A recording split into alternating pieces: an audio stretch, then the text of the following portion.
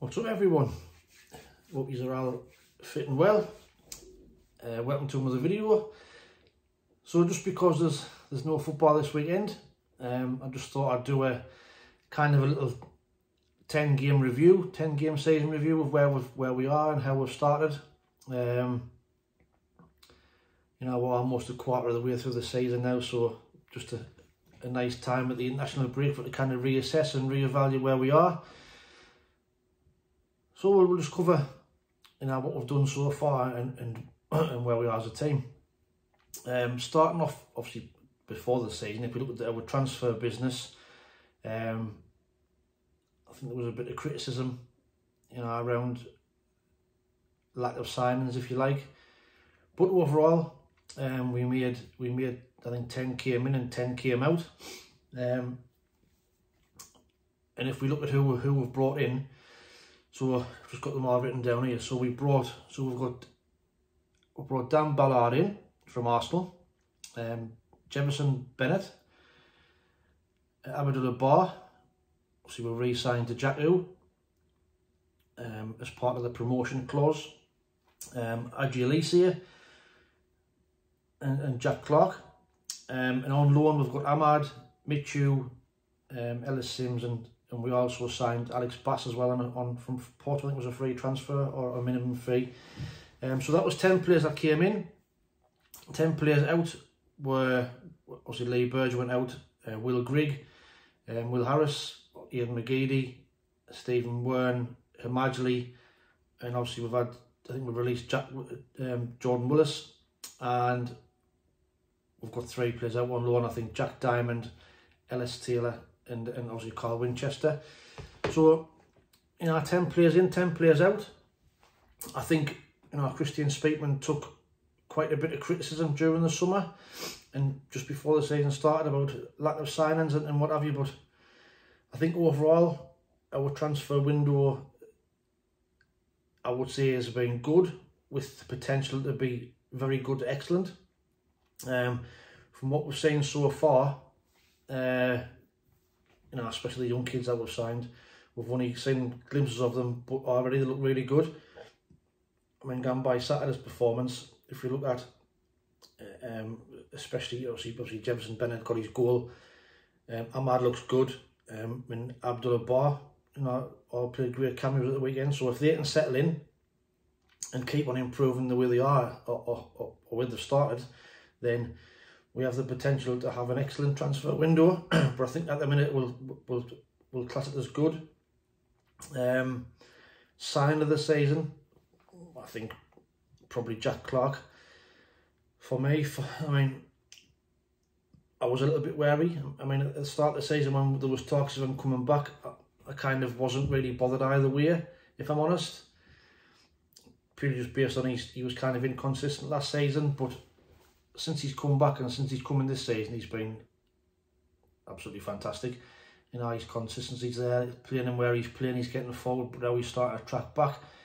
He's scoring, he's assisting. So for me, sign of the season will be Jack Clark. But we'll I don't know if you've seen the podcast what Kristian Speakman did yesterday. At the Unfiltered podcast, I'll drop the link in the description if you want to have a look at it. He was quite honest, and there is some rumours flying about that if we are in the promotion picture come January, that Tony Mowbray will be given significant funds, which he's kind of said is not the case. We're going to continue as we have done. If in January there is some targets out there that we can sign, then we will do. But other than that, we're not going to spend crazy money. So, you know, I don't know what your thoughts are on that. I mean, should we, if we are in and around the promotion picture come January, should we be spending extra money for the final push? Or, you know, do we just concentrate on what we said we were going to do and consolidate in the league this year? Me personally would like to see us push on. If we are around there in January, I would like us to kick on a little bit. But we'll see where we are. But that podcast is quite a good listen. He comes across quite well, you know. He's got his critics and what have you, but I think overall he's done a half decent job. but give it a listen and then drop your thoughts in the comments. That's kind of where we are season-wise, transfer-wise, sorry. So, if we move on to when the season started, obviously we had Alex Neil in charge. So what was his record then before he left? So he played 6, he'd won 2, drew 2 and lost 2. He'd scored 8, conceded 8, and we had 8 points. So at the time he left, we had 8 points, and we had a good start. You know, we would beat Bristol City, we'd just beat Stoke away. But overall a good start. Now the way he left, you know, has left a sour taste in a lot of people's mouths. He'll not be welcome back at the club by a lot of fans. Yes, we appreciate what he did and got us promoted, but that's history now. You know, he's gone, we've moved on. And then on came Tony Mowbray. So how's Tony Mowbray done? Well, I think he's been a breath of fresh air. I think like a lot of fans, I was a little bit underwhelmed when we were linked with him. But like I said, well, if you've seen the video about why I think he is the right man for the job, when I did a bit more research on him and found out what he'd done with young players and what he'd done at Blackburn, I thought he was the perfect fit, and it's proved to be the case. You know, he talks a lot of sense, he's a calm head, he's got that much experience, he knows what he's talking about, and I think he's already, you can see the improvement in a lot of players. Patrick Roberts for one, come on leaps and bounds.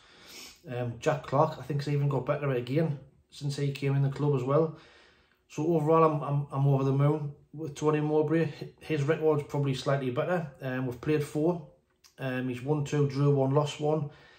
That loss, obviously, when I was against Middlesbrough, and we know that what happened just before the game there. Scored 8, conceded 3, and he's got 7 points from these 4 games. So overall, we've played 10, won 4, drew 3, lost 3, we've scored 16, and we've conceded 11, and we've got 15 points. And, you know, and we're sitting in 5th place.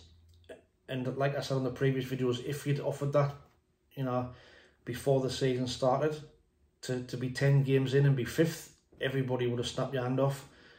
So it's been an absolutely fantastic start. And squad-wise, you know, goals, they've been shared about a little bit as well. Stewart's got 5, Clark's got 3, Sims has got 3, Roberts has got 2, obviously Bennett's got 1, Alicia and Gooch. So they've kind of been shared about. Obviously, we know we've missed Ross Stewart in the last few games, and it's been important that other players get on the score sheet, which they have done, which is nice to see. Assists-wise, I think Clark's leading the way. Clark's got 4, Stewart's got 3, Pritchard's got 2, Embo's got 2, Roberts, Gooch and Dan Neil with 1 each. So if you just look at the 2 most important players from that, is Clark and Stewart. Stewart again wasn't proved in the Championship, but he started the season really well. Let's hope he gets his injury out of the way and he comes back and he's still firing on all cylinders again. Let's hope it hasn't knocked him back too much. Obviously, we just didn't want to, if we are playing well, we didn't want to rush him back and risk him getting injured again. So while the team's playing well, let's take the time to get him fit. Ellis Sims not too far away either. Yellow cards, obviously Luke O'Neill and Corey Evans are leading the way. They've got 4 each, and I'm not sure. I think if they get 1 more, I'm not sure if it was squashed up until the international break. But I think certainly before the break, Evans and O'Neill, if they got 1 more, they would get a suspension. So they've got to be careful there. But I'll have to find out and see if that is still the case or if it's only up until the international break. And then Clark's got 3, Matetia's got 3, which is quite remarkable considering he hasn't played many games. Pritch 2, Bailey Wright 2 again, not played many games. Gooch 2 and Cirkin 2, and obviously Daniel's got that 1 red card. So, you know, like overall, great start of the season. 5th place, fantastic. Long may it continue. And, you know, see where it takes us, so, you know, player ratings, how do we think the players have done? So I've just done some player ratings, and again, these are just my personal opinions. You know, people might disagree or agree. You know, drop your thoughts in the comments below. So overall, these are in reverse order.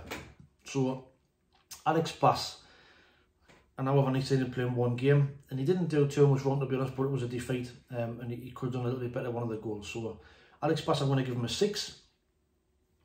Try Hume the same. In pre-season looked really good, but he hasn't had much game time again, and when we have seen him, he's done alright. But again, just because of lack of game time, I'm going to give him a 6 as well. The Jacku, for me, I think I said it in the previous video, I don't rate him. Maybe we haven't seen the best of him yet, I don't know. You know, he hasn't really had a run in the side. Maybe that might help him. But for me, I'm going to give him a 6. You know, he missed a great chance at the weekend. So until he starts improving, and I just don't think he's good enough for the championship. But time will tell, but I'm going to give him a 6. Embleton, again, not much game time.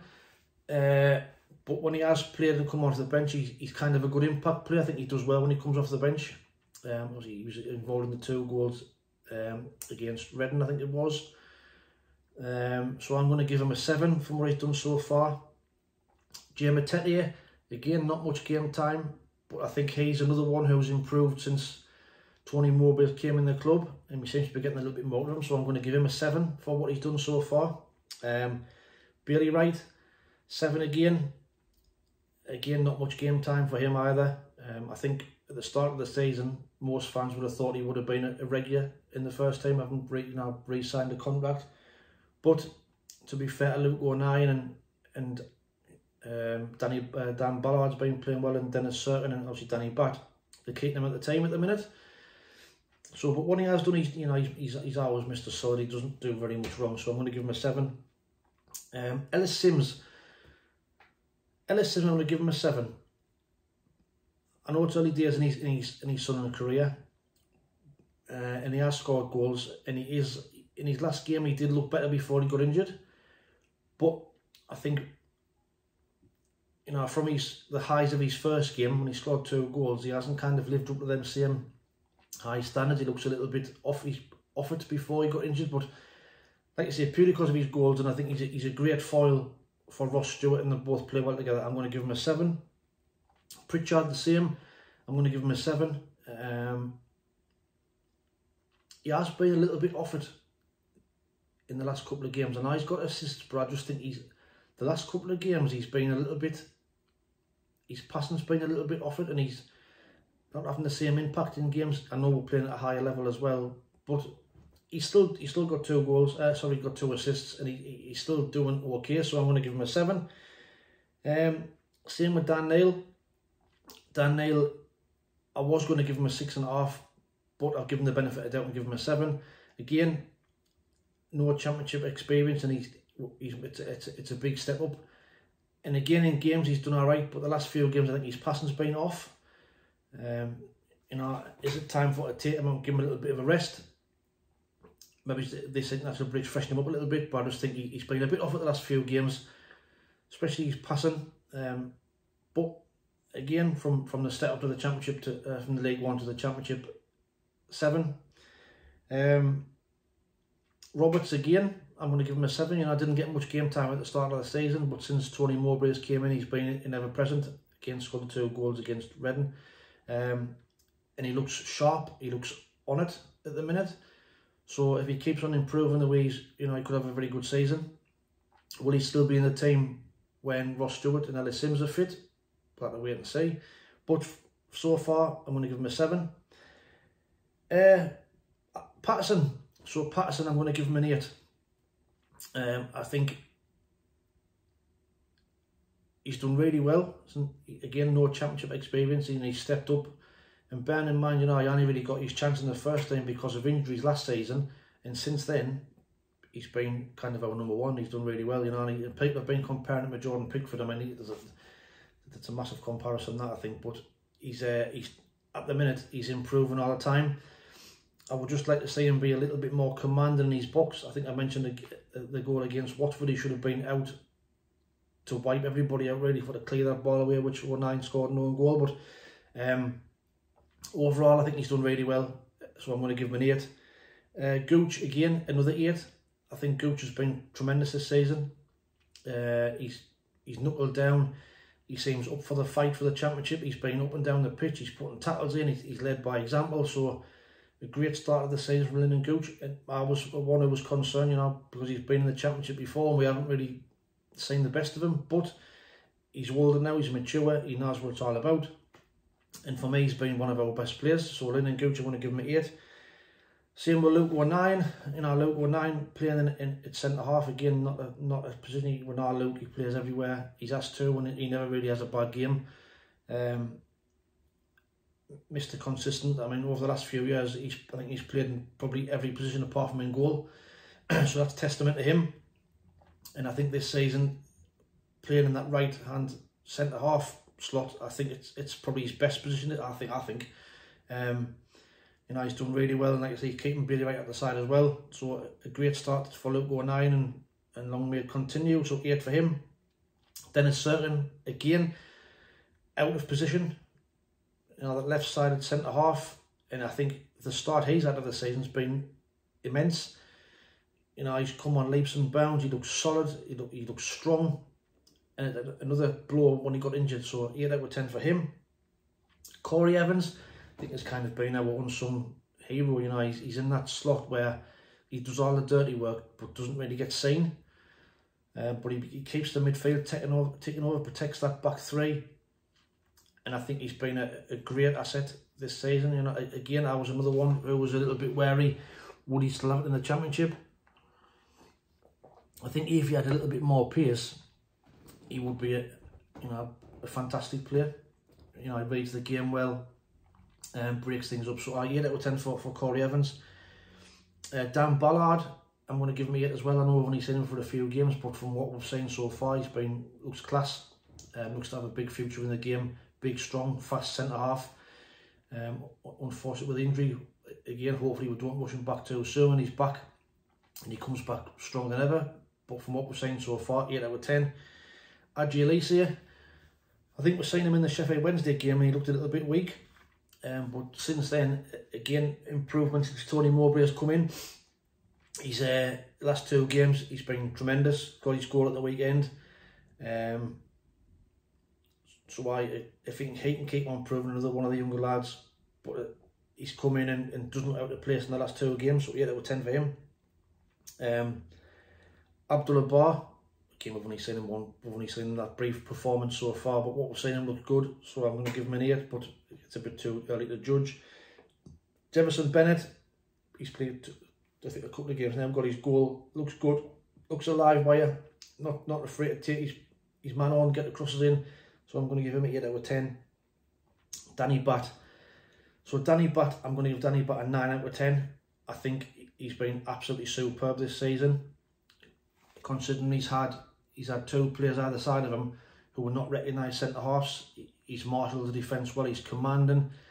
I think he's won about every header this so far he's challenged for. He's been absolutely solid.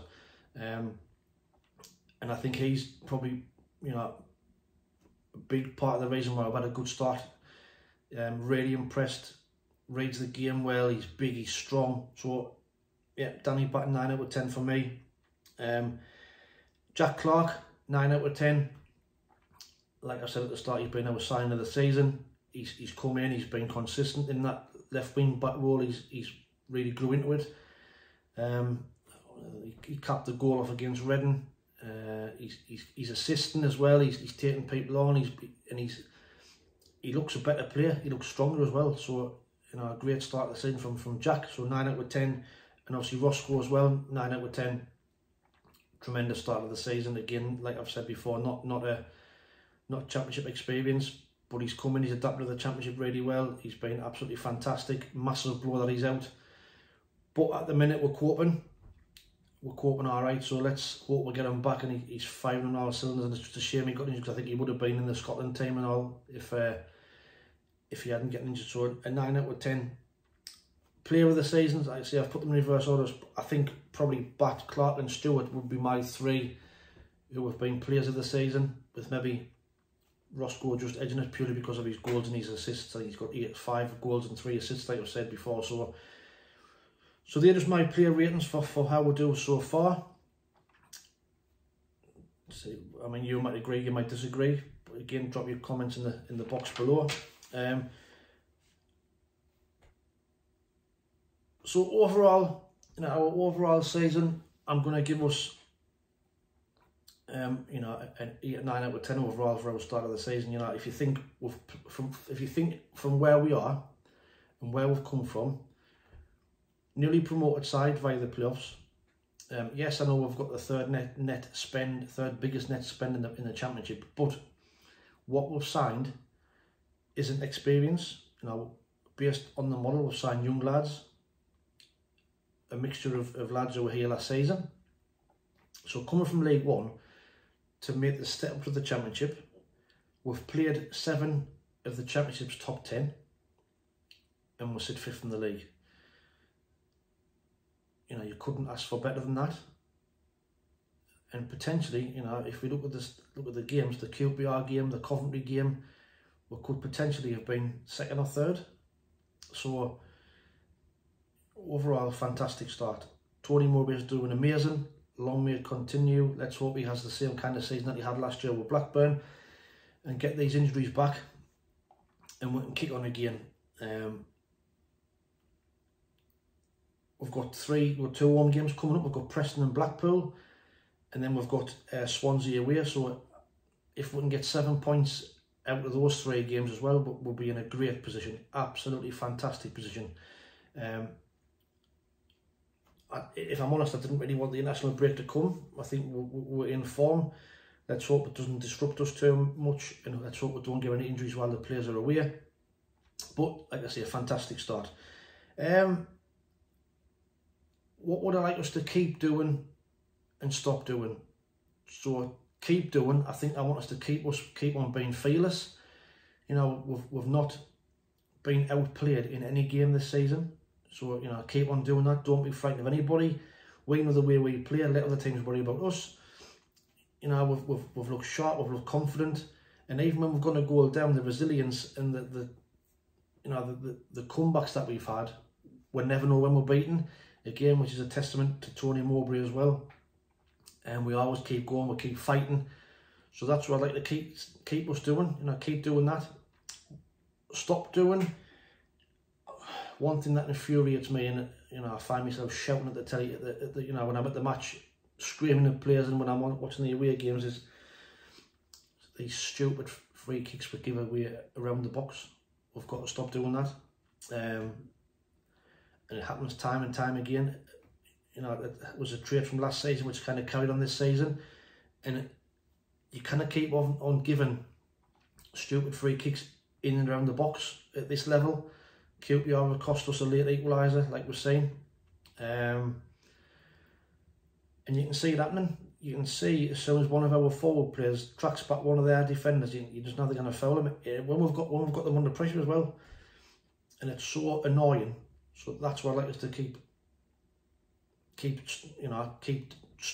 stop doing that. Is to stop giving these stupid free kicks away. But if that's the only criticism that I've got, then you know, it shows how good a season we've had. So overall, the new signings look, you know, very encouraging. We haven't seen Michu yet either, so you know, he's another one. But like I said at the start of the video, the transfer window has potential from being good to very good, excellent. So I think keep doing what we're doing. You know, keep improving, keep the squad together, and I think we can have a great season.